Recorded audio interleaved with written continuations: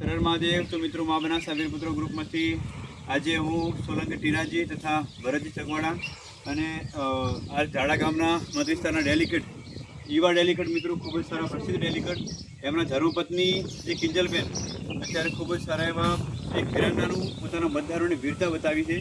એ કિંજલબેનના પતિ શ્રી નાગજીભાઈ ડેલિકેટ સાહેબ અને મિત્રો અમારા આ પ્રદેશના એક મહાન સંત જે મહાત્માજી હાજી બાપાની સમાધિ અને એમના સુપુત્ર રણછોડ બાપા રામચંદ બાપા એ હમણાં એક મહિના પહેલાં જ મિત્રો સ્વર્ગધામ સિધાવ્યા છે.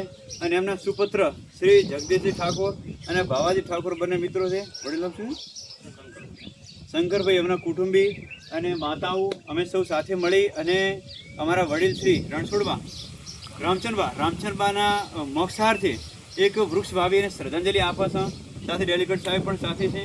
અને મિત્રો આમ તો આપણે ગાયોને ઘાસચારો નાખીને શ્રદ્ધાંજલિ આપતા હોય છે. કોઈ બાળકોને જમાડે શ્રદ્ધાંજલિ કે માણસ જમાડે પણ મિત્રો એક જ વાર જમે ગાય કે માણસ અને એક જ વાર દુવા મળે. પણ આજે ચીકુડીનું વૃક્ષ અમે વાવા છે. આમાંથી વર્ષો વર્ષ ચીકુ નીકળશે અને માણસ બી ખાશે, પશુ બી ખાશે અને શરણે બેસશે અને પ્રતિદિન આમાંથી ઓક્સિજન નીકળશે. એ બધું જ પુણ્ય આપણા રામચંદબાના ખાતામાં જમા થશે અને એમની આત્માને મોક્ષ પ્રદાન થશે.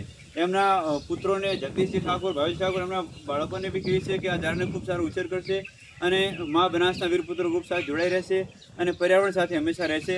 આસ્થા અને વિજ્ઞાન છુપાયેલું આ કરે છે. મિત્રો એક વૃક્ષ વાવી અને દાદાને શ્રદ્ધાંજલિ આપીએ છીએ. ડેલિકેટ સાહેબનો પણ ખૂબ આભાર સાથે હાજર રહ્યા. આર્મી જવાન છે પોતે.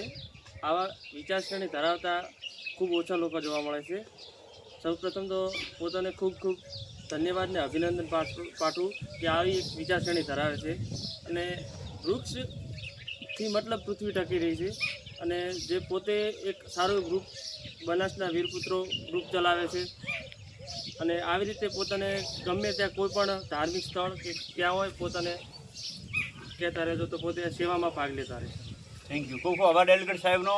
અને આપણે શ્રી ગણેશ કરીએ, ધરતી માતાને સમર્પિત કરીએ અને રણછોડબાને શ્રદ્ધાંજલિ આપીએ છીએ. જળદાવ મૂટ્યા તમે